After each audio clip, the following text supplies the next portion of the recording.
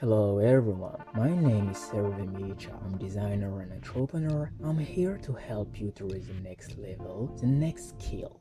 Discipline, strategic investment, and intuition are the key points that inspire me to push myself every day to reach my goals.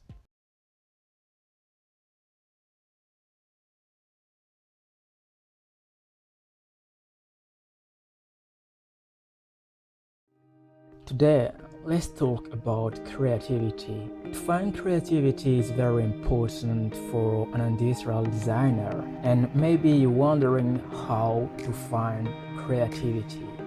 To find creativity is very important for my personal and professional projects.